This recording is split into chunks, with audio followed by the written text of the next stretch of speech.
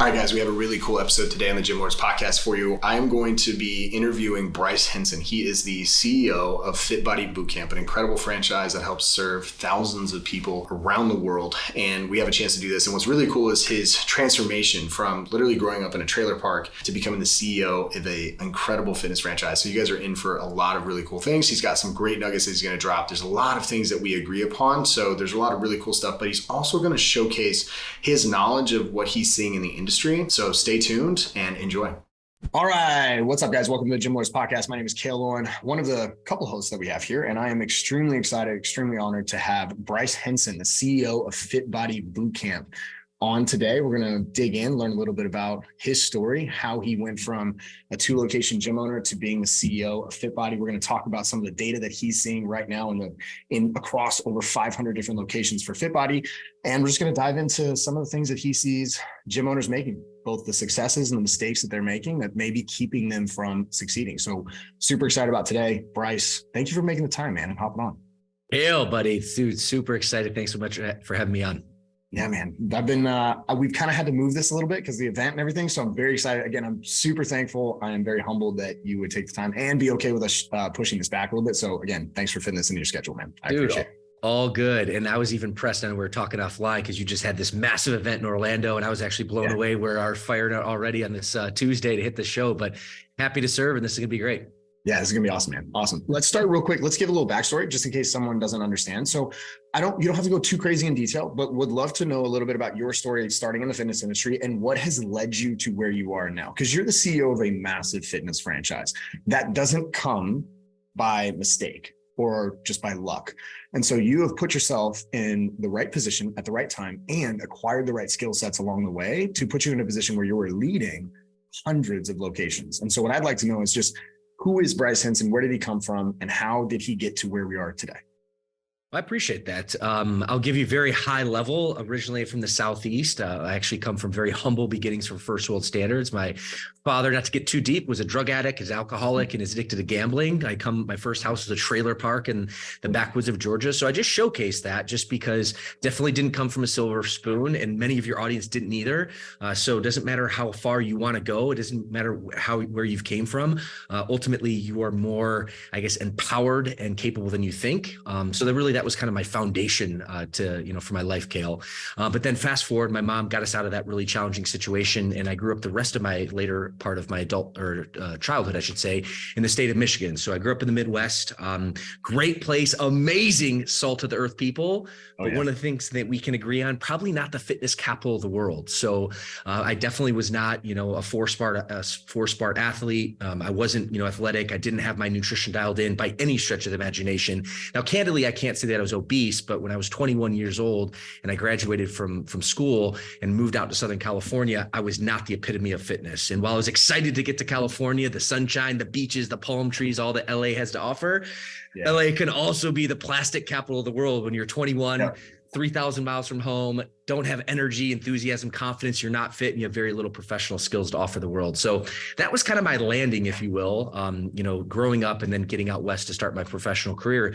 And to kind of give you a little bit more what you're looking for, how I got started in the fitness industry. I lived that way in Los Angeles for a couple of years, had more dark days than good, but fortuitous situation happened. And one of my best friends, who was my first fitness mentor, his name was Adam, he moved out to Southern California. And finally, after a few months, I finally mustered up enough courage to say, Adam, can you teach me a little about this fitness thing? And he turned to me, he was like, Bryce, I thought you never ask. But what he said was, which I love, which is absolutely amazing coaching and great takeaway for your audience. He said, I will show you everything that I know, but I want you to train how I want you to train. I'm going to teach you how I want you to eat, but I need you to commit for at least 90 days. Because you saw how many guys at college used to ask me how to get fit and how many actually stuck with it. And the answer was virtually zero. So he said, I don't want to waste your time. I don't want to waste my time. And after the 90 days, if this is for you, awesome. If it's not, no worries either. But at least we can give it both a fair shot. And I'm so thankful that he got my commitment prior, because as we know, starting anything new, whether it's a business or a fitness routine or nutrition protocol, it's definitely challenging at first, but I put one foot in front of the other. And really, I trained with him for a better part of 2 years. But really, the first 6 months, I hyper-focused my result. And really what he did was he introduced me to circuit training, lifting weights, clean nutrition, but most importantly, coaching and accountability. And Cale, I know you and your audience, have have a big, I guess, affinity for that. And it certainly worked for me and it changed my life. So I guess that was the start of how I really got involved and had my inspiration in fitness. And I can certainly jump into how I became a gym owner here. So I guess just guide me along. Yeah, dude, that's amazing. It's cool because you talk about accountability, right? We talk about the 3 pillars of transformation that everyone needs to see not just quick success, but sustainable success in fitness, right? So when we talk to gym owners, we talk about what they need to provide for their clients. It's fitness, which everyone does, right? But it's also nutrition, but more importantly, accountability. Like we're not in the gym business, we're in the coaching and relationship business. So I love that you learned that like right away. Amen. Amen. I mean, that's really like that worked for me. And that's why I was so passionate about it. Yeah. But that's really like where we are in the space and really how we get our clients great results. I love it. So when did you open up your 2 locations? How did you get connected with FitBody?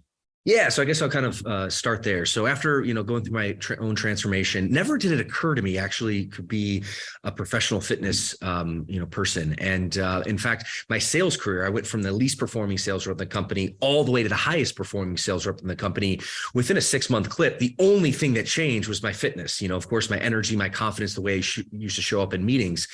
So that was kind of the spark. But I remember a guy walking up to me at the gym after about 2 years in my journey. And he's like, hey, I want to introduce myself. I see you lifting weights. I was curious how what your nutrition protocol is. And that was like the light bulb, Cale, that was like, oh, wow, I can actually give this gift back. Never, though, did I think I was going to make a full-time thing of it. But I thought, you know what, might as well get, certified through National Academy of Sports Medicine, one of the gold standards in personal training, train some clients in the nights and weekends, kind of give back. And that was really my thought. And that's what I did. Ultimately, I, spent 6 months, I got my CPT, and then I started receiving ads from this gentleman named Bryce Henson, who you might know is the founder of Fit Body Bootcamp. And this is back in 2009, 2010. So, years ago. But I was interested. So at that point, the light bulb went on. So I started paying attention to this little thing called Fit Body Bootcamp that he was talking about. And actually taking a quick hiatus, I took a 2-year sabbatical. I went down to South America. I'd always wanted to learn another language, live in another country. So while I was, kind of learning about Fit Body from afar, I was kind of having this awesome life experience that really fitness gave me the foundation for that confidence to move. And you're fluent in Brazilian Portuguese, right? I am, yeah. So I live there. I think you have a dual citizenship, right? You have United States and Portugal. I do, yeah. So yeah, that's incredible, man. That's kind of worked out from that experience, living in Brazil, beautiful culture, language, and just had an awesome, enriching experience. But I appreciate you bringing that up. I showcase that because without fitness, without my transformation, without the confidence, the energy, no way that would ever happen. So, fitness certainly does way more than just the aesthetic look, which is really my message. But that all aside, when I was coming back to the States in 2012, I started paying attention to this Fit Body Bootcamp thing that Bejos was talking about. At that point, it was a licensee program transferring into a franchise model. And I followed along. I put in my expression of interest in my application and did all my diligence and did the most exciting / scariest thing I possibly could do at that period of my life, which was invest my life savings in this little dream of opening a gym underneath the Fit Body Bootcamp umbrella. And that's actually how I got my first location started in Orange County, California, which then in 2012, 2018 led to, me scaling 5 locations, bringing my family involved. And of course, I'm giving the highlights. There was a lot of lowlights and learning lessons and trials and leadership lessons, but really that was how I got my foot in the door as being a gym owner, a multi-location gym owner, and then really kind of eventually got a seat at the table to oversee the brand. I love it. Do you still own the 5 locations? So what I did, I don't own all 5. I still own 1. So I own Mission Viejo Fit Body, which is in South Orange County here in Southern California. And it's important to me to still have 1 location because it keeps me grounded to my franchise. Not only am I the Fit Body Bootcamp CEO, but I'm also a Fit Body Bootcamp client. I'm a Fit Body coach. I'm a Fit Body owner. So it keeps me grounded. And Cale, I know, you have a lot of respect for that, being in the trenches for a long period of time. Oh yeah. So, but that all said, I ended up selling my other 4 locations very profitably, I might add, which is really, another value in the system. But that allowed me to kind of, put more focus in terms of overseeing our franchise. I think that's great. I think too many people, I sold my gym back in 2019, so I'm not even in it, but I still have a lot of our people that we have coaches and we have our general manager here at Gym Launch where he still owns his gym. And I think it's great because like you said, you still get to be in the trenches. You still get to really understand and stay grounded. It's also great for us. Like we do so much testing. It's also great to like test a bunch of things, see what's working, see what's not working. You get to truly understand that and see that for real, which is exceptional. Not a lot of people do that. So real quick, walk me through Fit Body, multi-location owner, scaling it. Now you're the CEO. What was the transition from that to CEO? Because you have to basically replace Bedros, correct? Was there anyone between you and Bedros? No. So, I mean, to Bedros's credit, I mean, he built, the franchise off his back, and certainly he, acquired many awesome teammates throughout the years.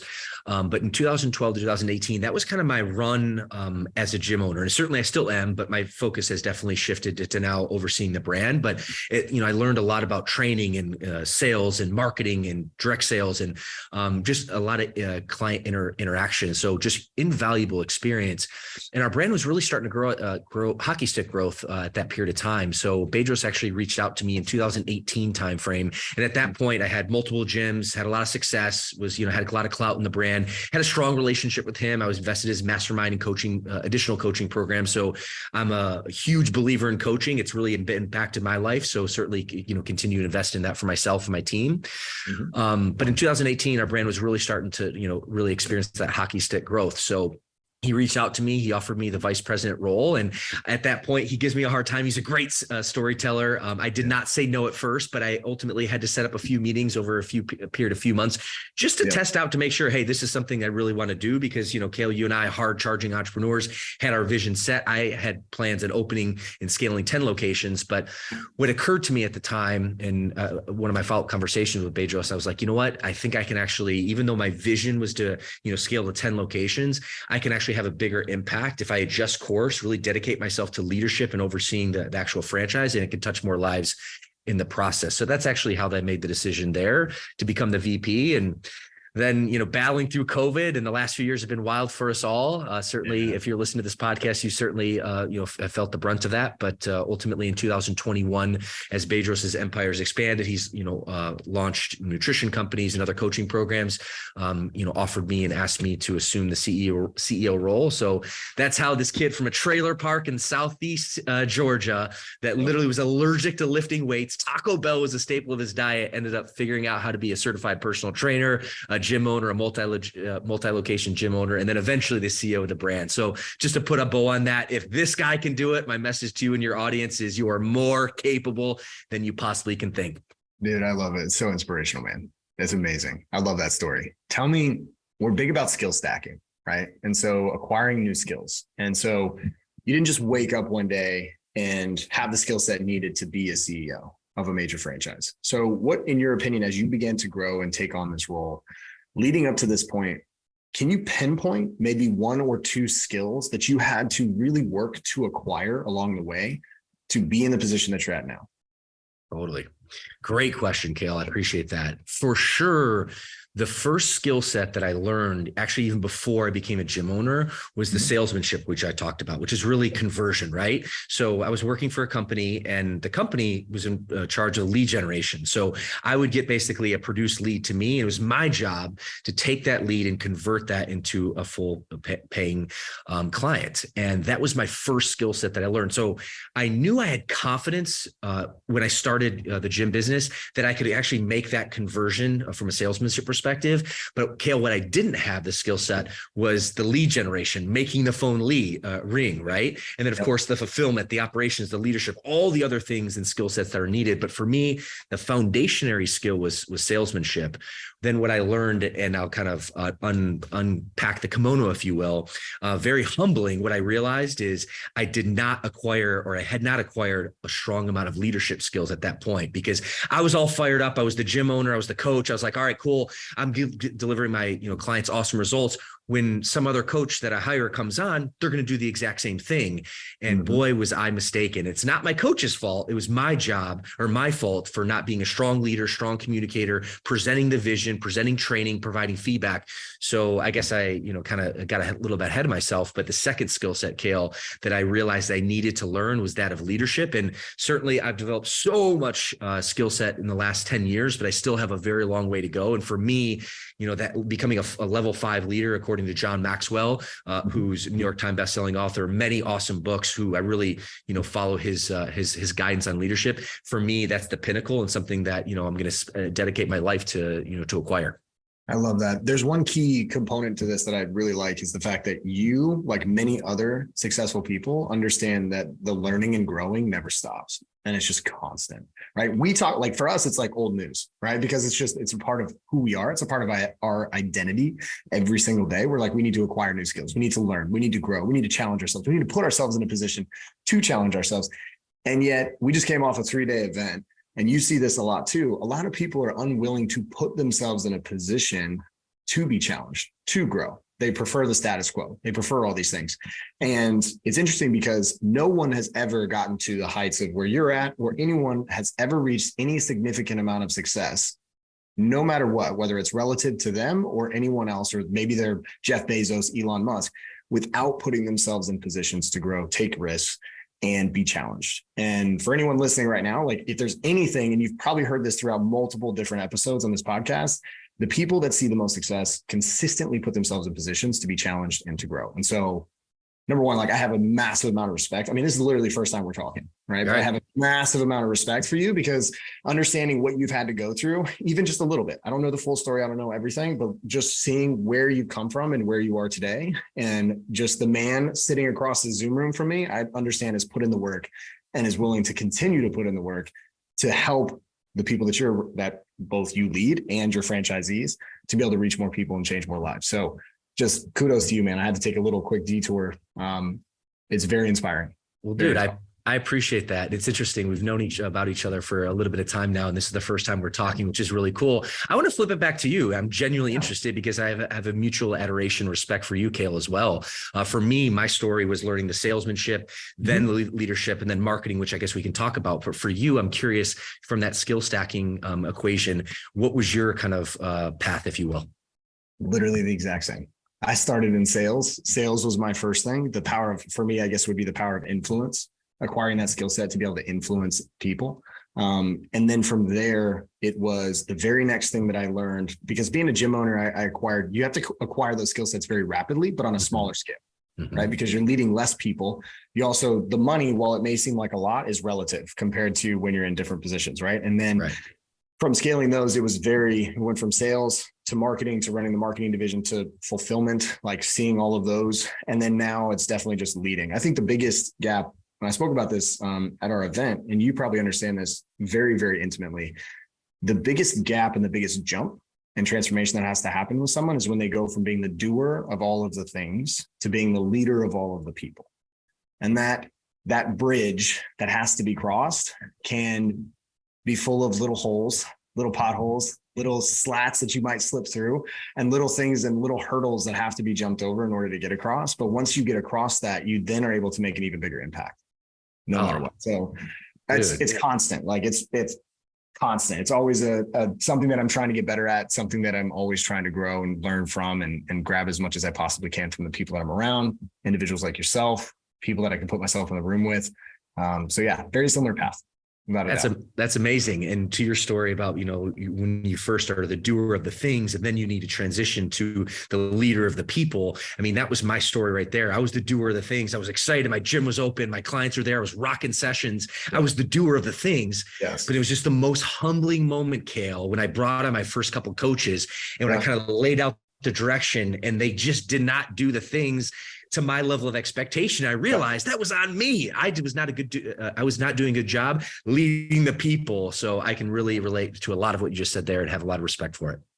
Moving forward, what's a skill set right now that you're personally working on? What is a gap for you that you see? Because you seem very self-aware. What is something besides leadership? What's a skill set you are looking to acquire right now that you're working on? It's like the trifecta for me. It's salesmanship, it's leadership, and it's marketing.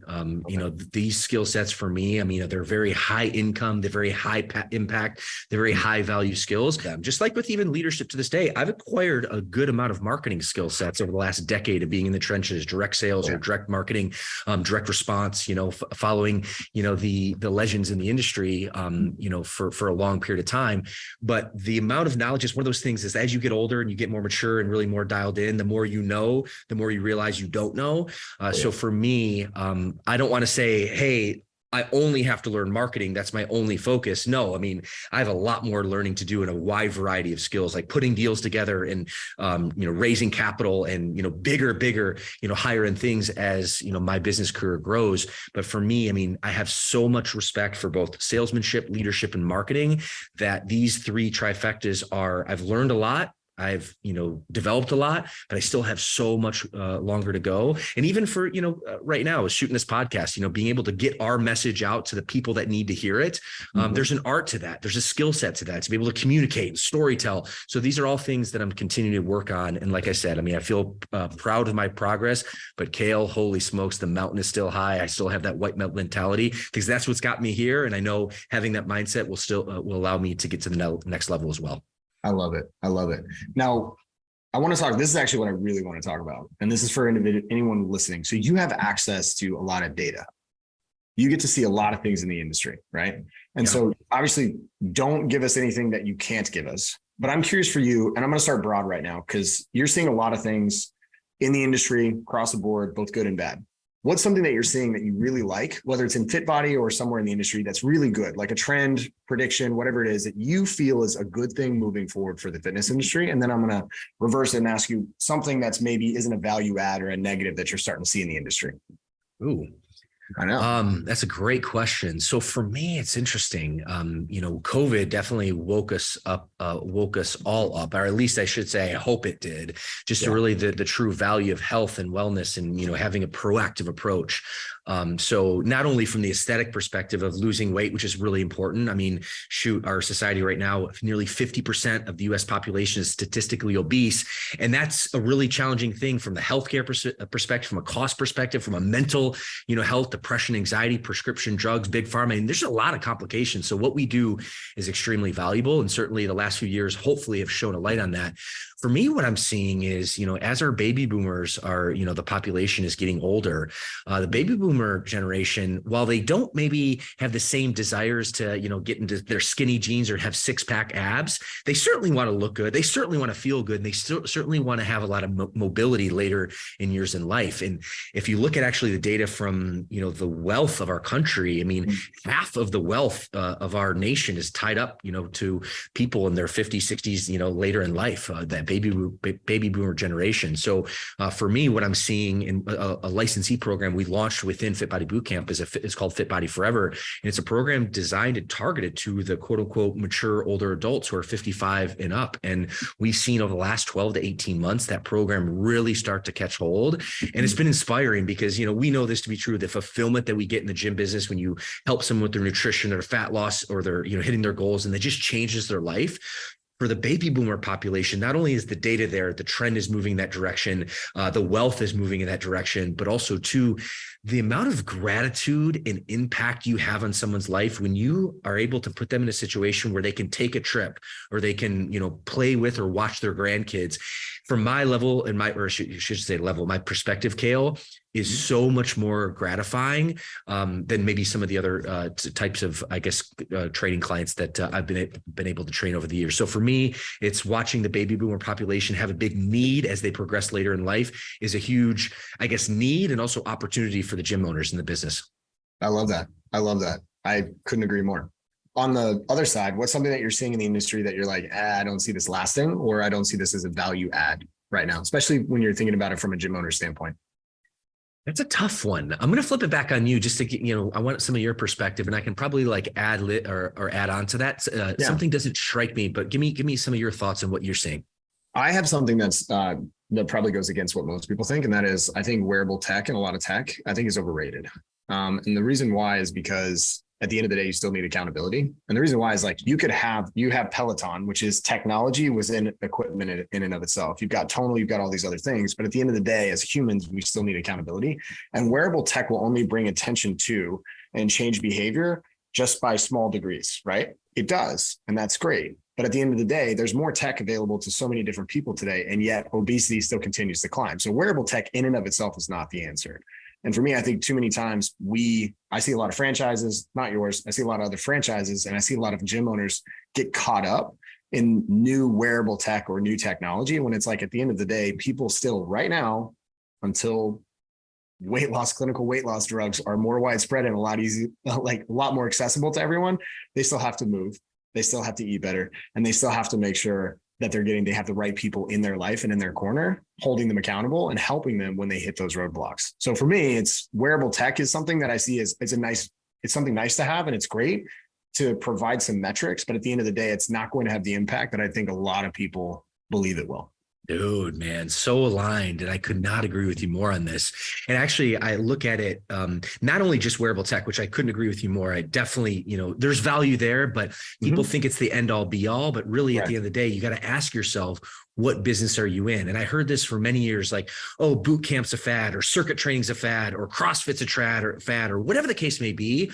But you actually have to take a step back, and you could even say wearable tech's a fad, in that particular line of thinking.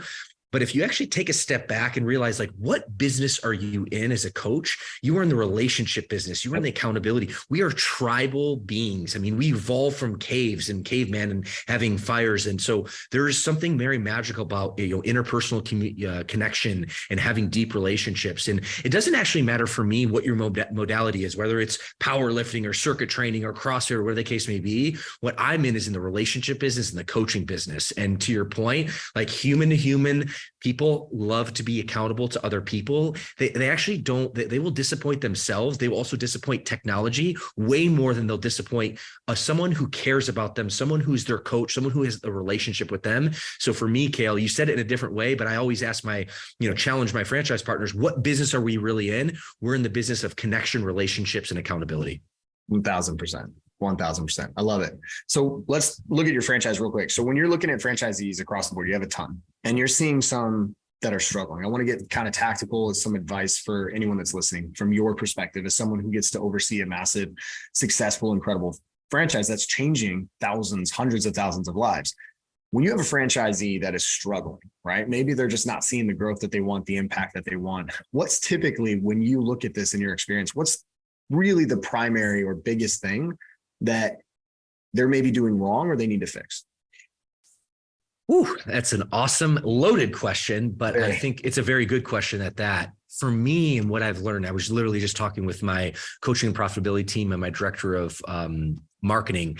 And what we realized is, like, with all the output, and there's systems, the process, the marketing campaigns that we push out, that, many of our franchise partners, they attack, and they basically, get a lot of results from it. But there's some that don't. And that's just human nature, across the board. What I think at least what we've defined as, from a mental perspective, the characteristics of the most successful franchise partners are the ones who have a healthy respect for sales and marketing, have a healthy understanding and respect for it. Because I think what happens is, sometimes people will join a brand and think, okay, I don't have to learn how to sell. I don't have to learn how to market. I just am going to throw the brand up, and all of a sudden clients are going to come to me. And certainly, my friend, there is a lot of value in having a brand. There's a lot of support in the coaching and all those standard operating procedures that, go along with it. But at the end of the day, any business entrepreneur, whether it's in the fitness space, whether it's in the tech space, doesn't actually matter. They have to have an understanding and respect for the sales and marketing of a business. And certainly, Cale, watching you and Jim launch, over the years, I know your organization has probably the utmost respect for that. So I have so much accolades there. We've learned a lot over the years, and actually, taken a lot and, put our own spin on it. But I think when you break it down, the most successful franchise partners in our brand, and I would just dare to say business owners in general, have that healthy respect for sales and marketing and are a student of it.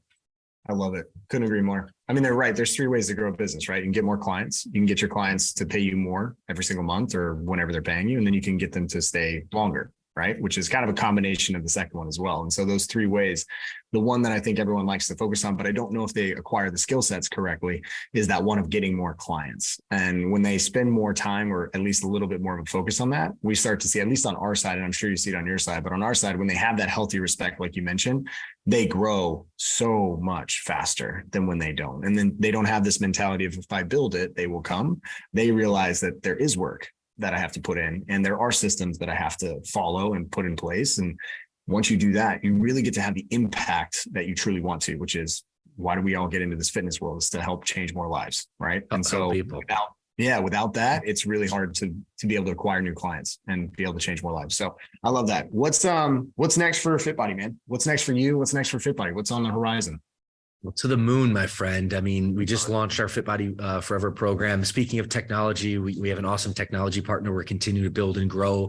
Ultimately, COVID was not kind to us. I'll be very candid with you. 2020, 2021 were really tough years, but I'm very happy to report that 2022 is a really, really strong year already. Great. In Q1 and Q2 this year is shaping up to be really strong. So the exciting thing is, and I'm hopefully that, our world and, our communities have got the wake up call that, hey, health and fitness is important. I need to reinvest in that. And certainly the growth of our franchise partners have, we've seen that over the last 12 to 18 months.